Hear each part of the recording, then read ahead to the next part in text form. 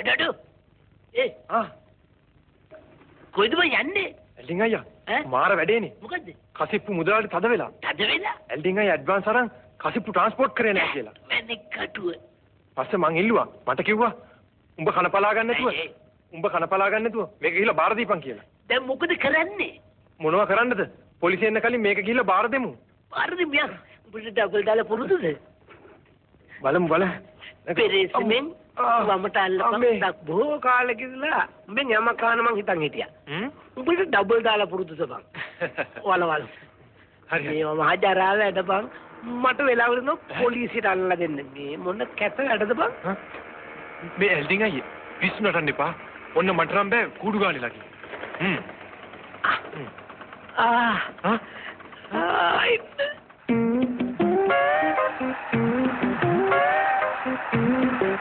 බලපං අර ජීප් රාජා එන ලස්සන මේ දෙයියෝ දැක්කම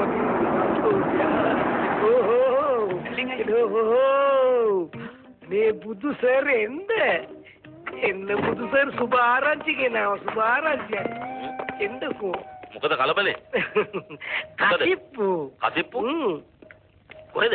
බයිසිකල් එකේ කසිප්පු වාරද ගෙනියන්නේ? පොලිසියට කසිප්පු බාර දෙන්න බාර දෙන්න මේකනේ සර්ලා මේ ලස්සන ඇඳුම් ඇඳගෙන කැලේ ගිහලා මඩ ගහ ගන්න අපරාධයක් නේ. අපි කල්පනා කරුවා කසිප්පු කෙලිම පොලිසියට බාර දෙන්න. හොඳයිනේ වැඩේ. අපිට සපෝට් එකක් දෙන්න සර්. සපෝට් නේ. අපිට දෙන්න හොඳ සපෝට් එකක්. මං කිව්වේ සපෝට් එකක් දෙයි කියලා උඹ කිව්වා නෑ කියලා. හරි හොඳ සර්ලා. දෙක තමයි මේක පරීක්ෂා කරන්න ඕනේ සර්. මේක 150 වතුර අනිත් 50 සත්තු. මේක සත්තු වත්තකද කරුවේ මහත්මයා? සත්තු වත්තට අල්ලපු අත විල්ලොර වත්තේ. ඔව්. සාජන් දාගන්නවා මුවත්.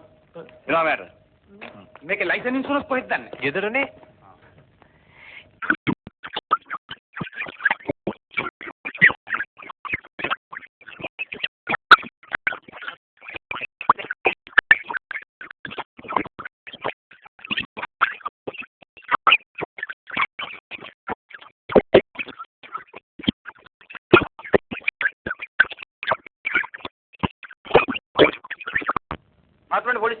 මාර වැඩි මුදලාලි උනේ මම බයිසිකල් එකේ කසිප්පු පුලිය දාගෙන එනකොට ජීප් එක එන ඉස්සරහට මම කෙලීම දැම්මාට මං කිව්වා බුදුරාලාමි මේක කඳු පාරනේ අපි පොඩ්ඩක් කන්ද උඩට ට්‍රාන්ස්පෝර්ට් එක දෙන්න කියලා. අපරාධ කියන්නේ බෑ රාලාමි මාවයි බූලේව දාගත්ත ජීප් එක. දාගට මට පොඩ්ඩක් නෙන්ද ගියා. ඈරලා වෙන්න කූඩුව ඇතුලේ. ඒගොල්ලෝ කියනවා මං හරි හුරතලින්ද මාව ඇති කරන්න කුඹුවේ දැමලු. ඔව් ඇතුවා. අර ඇති කරන්න කැත්ත මාල කිරවි. ඒක කූඩුව. ඇති කරන්න ගත්තා. මම හිතන්නේ හිතාමතාම මුදලාලියෝ මම කොටවන්න කරපු වැඩක්. ඇත්ත.